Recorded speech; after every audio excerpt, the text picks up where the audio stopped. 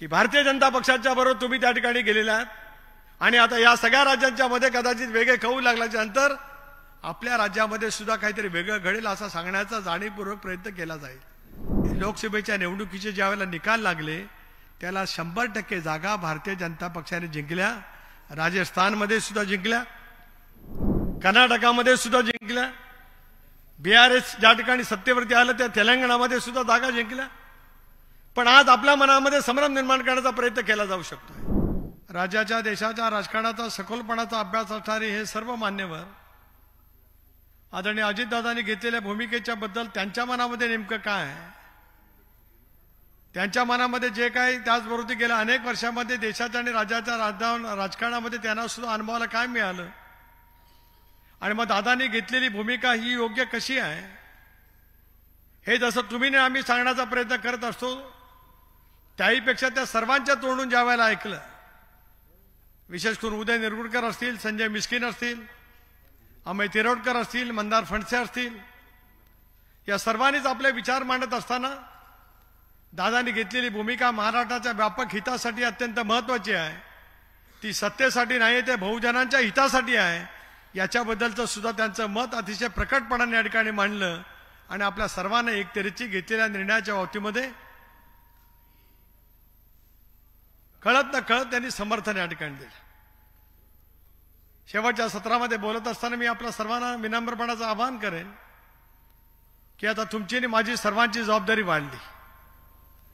माझ्या सर्व जिल्हाध्यक्षांचं मनोगत मी या ठिकाणी ऐकलं, त्यामुळे त्यांनी ज्या ज्या भावना या ठिकाणी व्यक्त केल्या, महिन्यातून जिल्हाध्यक्षांची बैठक झाली पाहिजे, मंत्री महोदयांनी सुद्धा जिल्ह्याच्या अध्यक्षांनी आणलेल्या कामांच्या दृष्टिकोनातून एक सकारात्मक भूमिका घेतली पाहिजे, वेळोवेळी चर्चा त्या ठिकाणी झाल्या पाहिजेत, या ज्या काय आपण विचार या ठिकाणी मांडलेत त्याची योग्य ती नोंद प्रदेशाध्यक्ष म्हणून मी त्या ठिकाणी घेतलेली आहे। पण आपल्या सर्वांनाच माहिती आहे की 4 तारखेपासून लोकसभेचं अधिवेशन सुरू होत आहे, 7 तारखेपासून विधानसभेचं सत्र त्या ठिकाणी सुरू होत आहे, 22-23 तारखेपर्यंत ही दोन्ही सत्र त्या ठिकाणी सुरू राहणार आहेत। शेवटचा आठवडा हा ख्रिसमस आणि इयर एंडचा त्या ठिकाणी आहे, परंतु 1 जानेवारीपासून आपल्याला कामाला त्या ठिकाणी लागावंच लागणार आहे। परंतु ही सर्व मंडळी त्यांच्या अधिवेशनामध्ये त्या ठिकाणी असतील। मी जरी संसदेचा सदस्य असलो तरी सुद्धा माझा वेळ मी फारसा संसदेच्या कामकाजामध्ये घालवणार नाही। पण आजपासून इथे बसलेल्या माझ्या सर्व राष्ट्रवादी काँग्रेस पक्षाच्या प्रमुख सहकाऱ्यांनी जो निर्धार व्यक्त करण्यासाठी कालपासून आपण या ठिकाणी बसलेले आहोत, सर्वोच्च पदावरती राष्ट्रवादी काँग्रेस पक्षाला नेण्यासंदर्भातले भावना आपण कणखरपणे मांडल्यात, या प्रत्येकाची अंमलबजावणी करण्यासाठी आपल्याला सतर्क होऊन त्या ठिकाणी काम करावं लागणार। महिला मतदारांचं प्रमाण 50% अधिक आहे। दादांच्या समेत गेल्या 4-5 महिन्यामध्ये फिरल्याच्या नंतर वेगवेगळ्या कार्यक्रमाच्या निमित्ताने गेल्याच्या नंतर महिलांची लक्षणीय उपस्थिती असं दर्शवते आहे की दादांनी घेतलेल्या निर्णयाच्या पाठीमागचं समर्थन करण्याच्या दृष्टिकोनातून महिला अधिक सक्षमपणाने पुढे येत आहेत। रुपालीताई तुम्ही या ठिकाणी आहात, सुरेखाताईंनी विचार या ठिकाणी मांडले, राजलक्ष्मीताई तुम्ही या ठिकाणी विचार मांडलेत, रुपालीताई ठोंबरेंनी त्यांनी या ठिकाणी काल विचार मांडले। महिलांच्या दृष्टिकोनातून प्रगल्भतेच्या बरोबरीच राजकारणामध्ये आणि समाजकारणामध्ये त्यांचा सहभाग आणि समरसता इतक्या मोठ्या प्रमाणावरती वाढते आहे की आता या साऱ्या आव्हानाला सामोरं जाण्याची जबाबदारी आपल्या सर्वांच्या वरती त्या निमित्ताने येऊन पडते। अदितीने या ठिकाणी महिला बाल कल्याण खात्याच्या मार्फत ज्या काही नव्या योजना राज्य सरकार हातामध्ये घेणार याची सविस्तरपणाने आपल्याला माहिती या ठिकाणी दिली। आपण सुद्धा महिला भगिनी आज वैशालीताई तुम्ही सुद्धा या ठिकाणी आहात, राष्ट्रवादी काँग्रेस पक्षाच्या महिला कार्यकर्त्यांनी संघटनेनी रुपालीताई आपणही काही कार्यक्रम हातामध्ये घेतलेलाच आहे। संघटनेच्या पदाधिकाऱ्यांचं नेमकं काय काम आहे असं जसं निश्चित करताना आपण त्या ठिकाणी सांगितलं, तसं महाराष्ट्राच्या कानाकोपऱ्यामध्ये महिला समस्त भगिनींचा एक फळी उभी राहिलेली आहे। आज मला या गोष्टीचा खचितच अभिमान वाटतोय, जे जे राजकीय पक्ष आज महाराष्ट्रामध्ये त्या राजकीय पक्षांच्या मध्ये राष्ट्रवादी काँग्रेस पक्षाचा महिला भगिनींचं संघटन अतिशय उत्तम पद्धतीने आहे, त्याचा सुद्धा आधाराने उल्लेख मी करू इच्छितो। एक व्यापक विचाराचं जाळं जर का आपण पूर्णपणाने जनतेपर्यंत पोहोचवण्याच्या दृष्टिकोनातून प्रयत्न करू शकलात तर ज्याचा उल्लेख मागाशी सुरेखाताई या ठिकाणी बोलत असताना बोलत आल्या की एकेकाळी तरुण आपल्या घरातल्या सर्वांचं मत त्याला अपेक्षित असलेल्या राजकीय पक्षाला देण्यासाठी उद्युक्त करत होता. शिवसेना नेमकी का वाढली? आई वडिलांचं मत परंपरागत असलेल्या काँग्रेस पक्षाला पडलं, पण त्यांच्या नंतरच्या सगळ्या पिढीचं मत शिवसेनेला त्या कालावधीमध्ये गेलं. तरुण एका विचाराने त्या कालावधीमध्ये भारलेली होती. आज सुद्धा पाहायला मिळत आहे, घरातल्या कर्त्या पुरुषाचं मत जरी वेगळं असेल तरी महिला भगिनींनी ठरवलं की माझं मत याच ठिकाणी जाणार आहे, तर ते मत 100% त्या ठिकाणी जातं आणि त्या मतांच्या मध्ये वाढ सुद्धा होऊ शकते. हे गेल्या अनेक वर्षाच्या राजकीय इतिहासातून माझ्यासारख्या कार्यकर्त्यांनी अनुभवलेलं आहे. दादांसारखं कणखर नेतृत्व, वेगवेगळ्या पट्टाच्या होतीमध्ये त्यांचा सखोल अशाबाईचा अभ्यास, प्रशासनाचा वरचा त्यांचा प्रचंड प्रमाणाचा असलेला वकूफ, मेहनत घेण्याची त्यांची अविरत पद्धतीची असलेली क्षमता, उद्याच्या भवितव्याच्या कालावधीमध्ये एक पक्ष म्हणून ज्यावेळेला आपल्याला वाटचाल करायची आहे त्याला ती निश्चितपणाने आपल्याला उपयुक्त त्यानिमित्ताने ठरू शकणार आहे. आव्हानं आहेत. युतीमध्ये ज्यावेळेला आपण काम करत असतो त्यावेळेला काही वेळेला मर्यादा त्या ठिकाणी येऊ शकतात. आपण केलेलं काम युतीमधल्या पक्षाला आवडेल की नाही, आपण केलेल्या कामाच्यामुळे त्यांच्या मनामध्ये काही शंका कुशंका निर्माण होतील की नाही. एक बाब स्पष्ट आहे की आता लोकसभेच्या निवडणुका अतिशय जवळ आलेल्या आहेत. विधानसभा ज्या काय 4 राज्यातल्या जे काही निवडणुकीचे निकाल आहेत ते 3 तारखेला किंवा 4 तारखेला आपल्या हातामध्ये येतील. निवडणुकीचा कौल सुद्धा कालपासून त्या ठिकाणी दाखवण्याची सुरुवात झालेली आहे आणि आज अनेक राज्यांचा कौल जर का आपण पाहिलं तर त्याच्यामध्ये वेगवेगळं एक संमिश्र असं चित्र पाहायला मिळतं. पण 5 वर्षापूर्वी ज्याला याच राज्यांच्या निवडणुका झाल्या, राजस्थान असेल, मध्य प्रदेश असेल, छत्तीसगड असेल, या तिन्ही राज्यामध्ये काँग्रेस पक्षाला स्पष्टपणाचं बहुमत मिळालं आणि काँग्रेसचे मुख्यमंत्री त्या ठिकाणी झाले.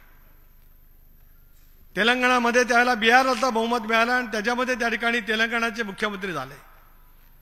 आजही जर का अशीच परिस्थिती राहिली तरी काय फार मोठं आकाश कोसळलं असं सांगण्याचा काय प्रयत्न होणार नाही.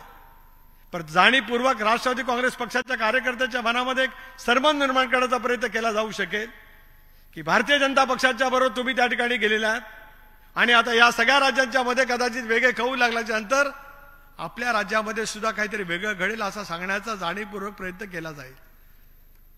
5 वर्षापूर्वी असेच कौल होते, पण त्या राज्यामध्ये लोकसभेच्या निवडणुकीचे ज्यावेळेला निकाल लागले त्याला 100% जागा भारतीय जनता पक्षाने जिंकल्या. राजस्थानमध्ये सुद्धा जिंकल्या,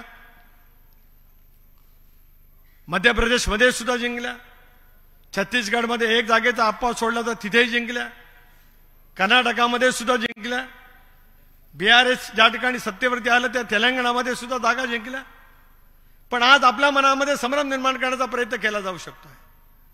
एक बाब ज्यावेळेला आघाडीच्या राजकारणामध्ये असते त्यावेळेला काही वेळेला राजकीय तडजोडी त्या ठिकाणी कराव्या लागत असतात, पण ती राजकीय तडजोड याचा अर्थ विचाराची तडजोड बिलकुल नाही.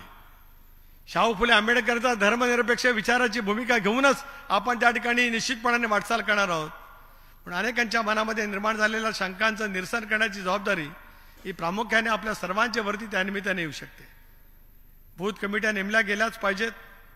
संघटनेचं व्यापक जाळं उभा करत असतानाच आगामी येणाऱ्या लोकसभेच्या निवडणुकीला आपल्याला त्या ठिकाणी सामोरं जायचं आहे. जरूर आमचा प्रयत्न राहणार आहे. ज्यावेळेला 48 जागांच्या बाबतीमध्ये महायुती म्हणून भाजप जागा नेमका किती लढवेल, राष्ट्रवादी जागा नेमका किती लढवेल, शिवसेना जागा किती लढवेल, याच्याबद्दलचे सुद्धा वेगवेगळ्या पद्धतीचे प्रवाह आज आपल्या सर्वांच्या समोर ठेवण्याचा प्रयत्न केला जातो. पण एक बाब निश्चितपणाने आहे की आपल्या सर्वांचं उद्दिष्ट आहे की 45+. उलट अधिक असं लक्ष राहील की राष्ट्रवादी काँग्रेस पक्षाला जागा कशा कमी होऊ शकते आणि मिळालेल्या जागाच्या बाबतीमध्ये नेमकं काय केलं जाईल या दृष्टिकोनातून सुद्धा काही राजकीय पावलं कदाचित उचलली जाऊ शकतील. पण तुम्ही नेहमी सर्वांनी म्हणून एक निर्धार केला पाहिजे. ज्या क्षणाची आपण गेले अनेक वर्ष वाट पाहतो आहोत, ज्या क्षणाची आज आपण स्वप्न त्या ठिकाणी पाहतो आहोत, हे स्वप्न जर का प्रत्यक्षात आपल्याला साकार करत असेल लोकसभेच्या निवडणुकीमध्ये राष्ट्रवादी काँग्रेस पक्षाला आणि एनडीएला अधिकाधिक जागा मिळवून देण्यासाठी आपण आतापासून सज्ज झालं पाहिजे. हा विचार घेऊन जर का आपण पुढच्या कालावधीमध्ये गेलो तर आपल्यापैकी प्रत्येक वक्त्याने जे काही या ठिकाणी मनोगत व्यक्त केलं की सर्वोच्च पदावरती दादांना आपल्याला पाहायचं आहे. शेवटी कार्यकर्ते म्हणून तुमची आणि माझी जबाबदारी त्या ठिकाणी राहू शकेल. झिरवाळ साहेब किती गमतीदार वाक्य बोलले की दादांना मुख्यमंत्री करा, पण दादांना मुख्यमंत्री करत असेल तर त्यांना आमदार म्हणून निवडून आणणं. पण त्याच्या पाठीमागचा आशय मोठेपणाचा त्या ठिकाणी स्पष्टपणाचा होता की अधिकाधिक विधानसभा सदस्य आले पाहिजेत. ती निवडणूक आपली सप्टेंबर ऑक्टोबर महिन्यामध्ये त्या ठिकाणी आहे. लोकसभेची निवडणूक मार्च एप्रिल या महिन्यामध्ये त्या ठिकाणी येणार आहे. पण आपल्या सर्वांच्या समोर असलेला कालखंड असा कमी आहे.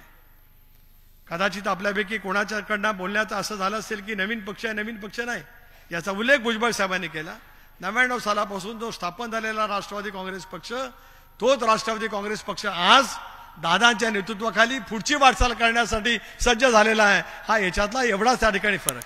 घड्याळ तेच वेळ नवी.